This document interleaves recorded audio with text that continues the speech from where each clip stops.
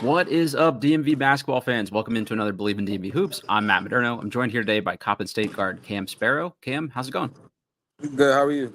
I'm good, man. Thanks for doing this. I'm excited to talk to another member of this sort of general local basketball community. There's always some debate over DC versus DM or Baltimore versus DMV, but on this show we like showing some love to the folks up in the Baltimore direction here too. So thanks for coming on.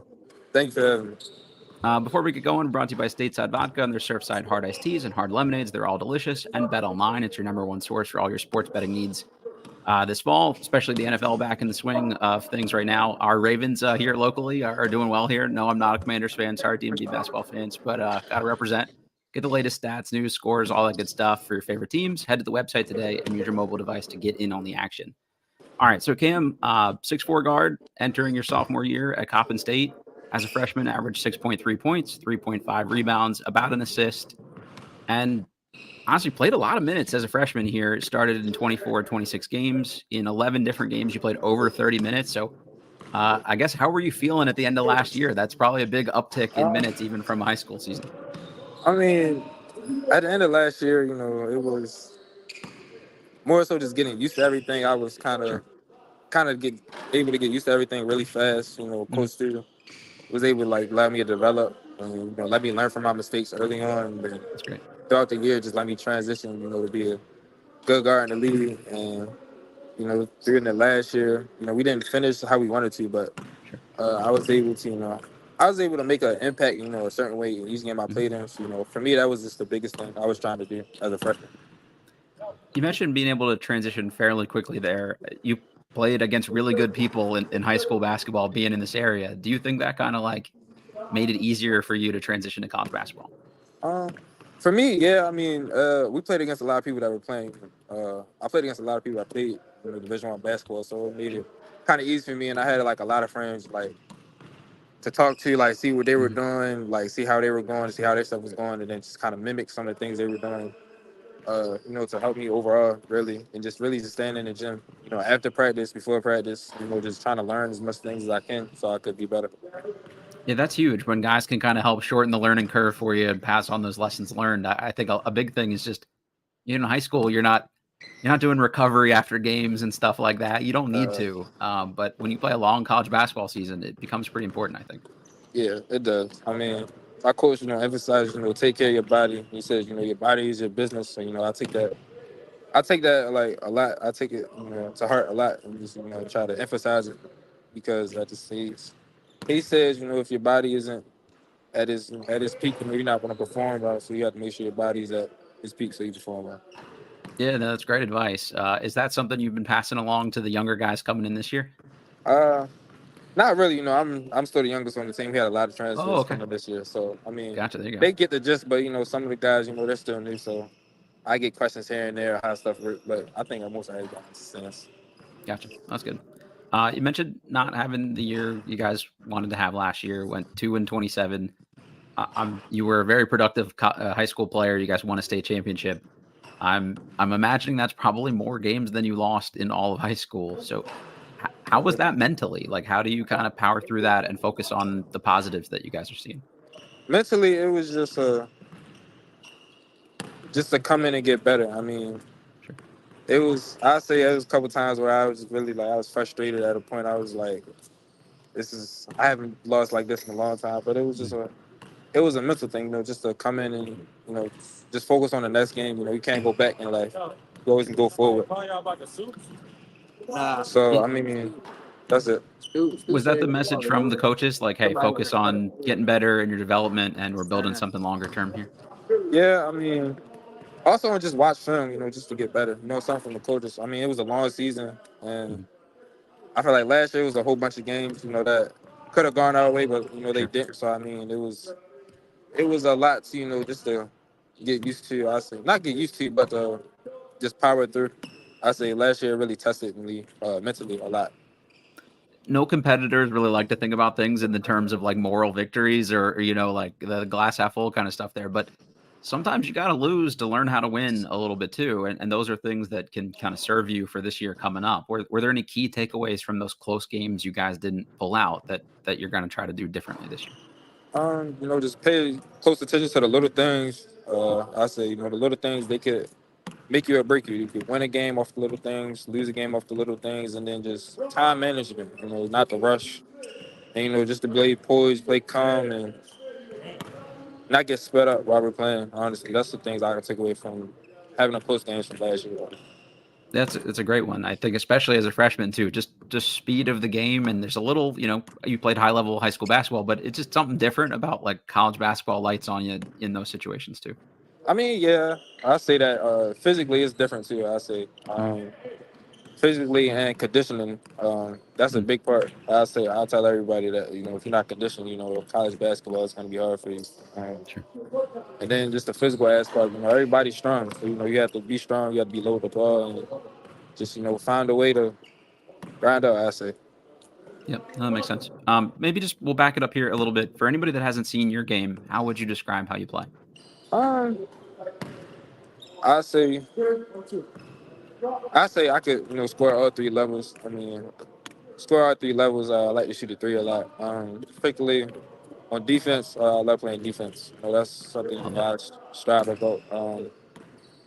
That's something my coaches emphasize.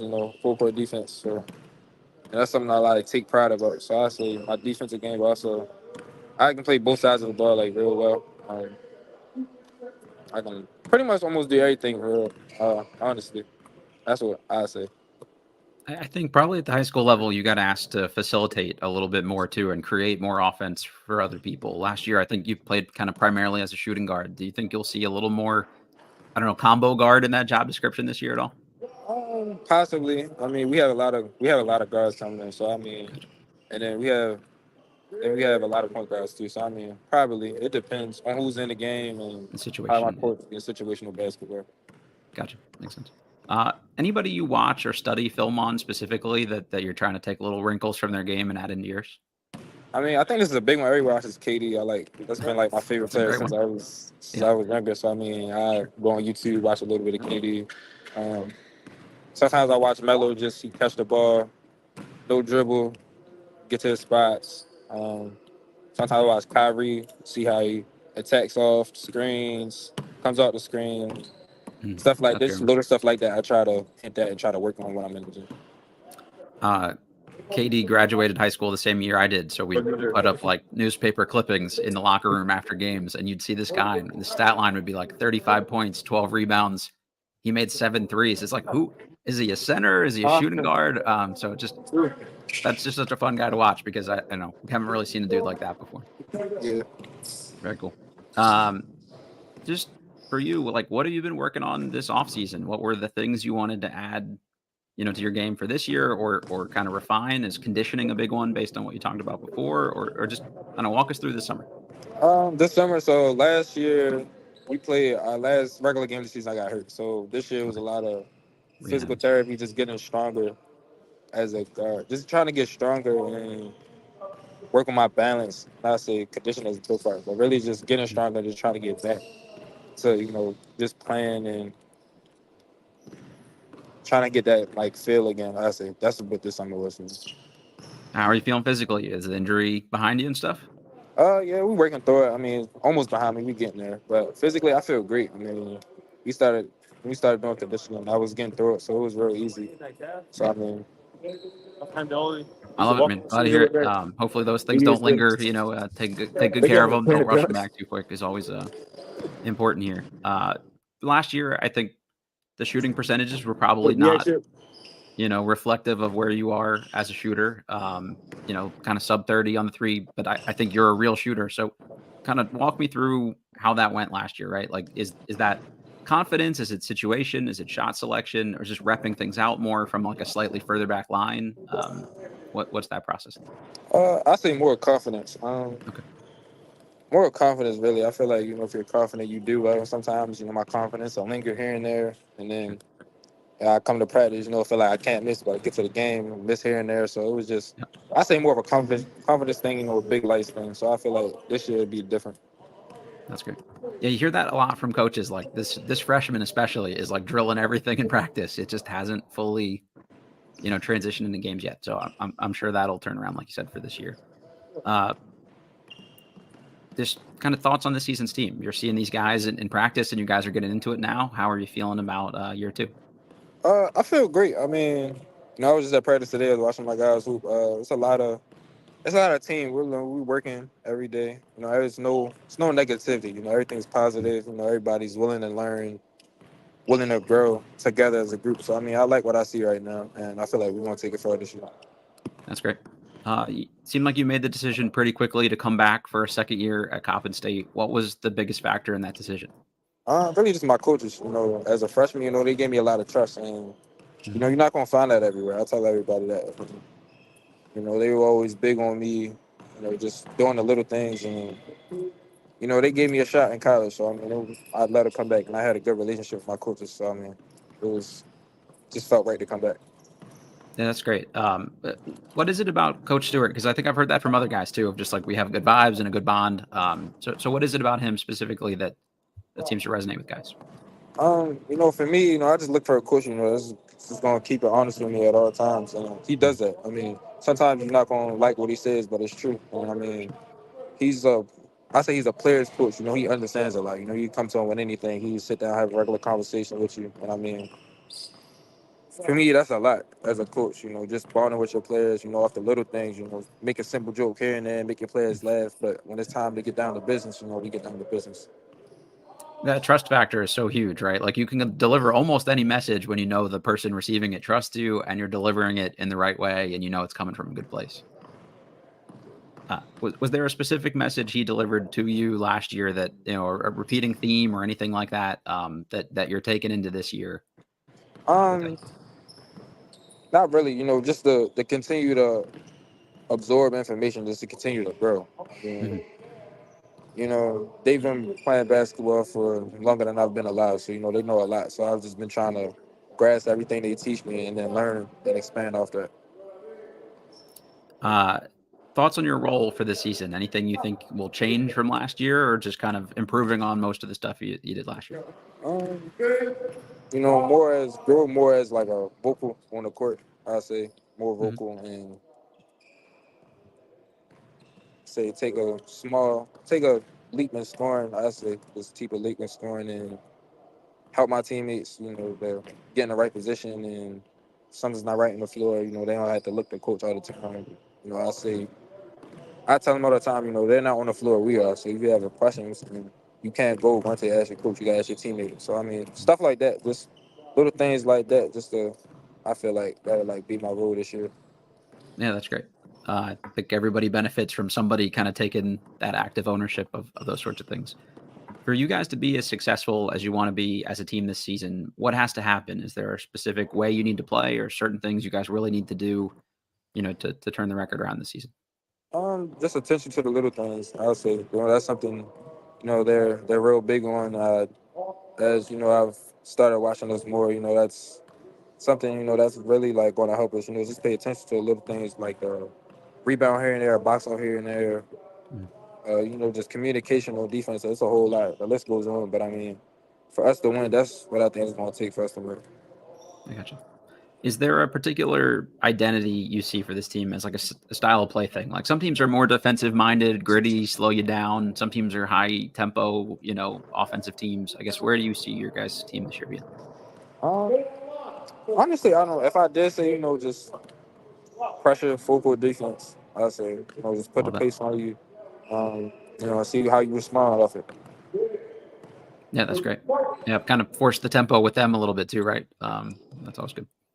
All right, just a couple kind of rapid fire, lighter things to close us out here. Uh, is there one thing that people listening to this might not know about you that you're willing to share with us? So it's either a guilty Uh, pleasure TV show or a hidden talent or any of those kind of things. Hella talent.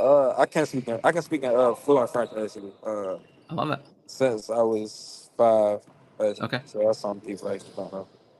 very cool. What do you do for fun off the court? But I do fun. Sometimes I like to bake with my mom Okay, when I'm home. what are you baking? What's the go-to? Usually just cookies. Okay, that's a Just good one. regular cookies. You sharing any with the teammates here, bringing them back? They all Okay, stay home. that's good. That's fair, man. I don't blame you.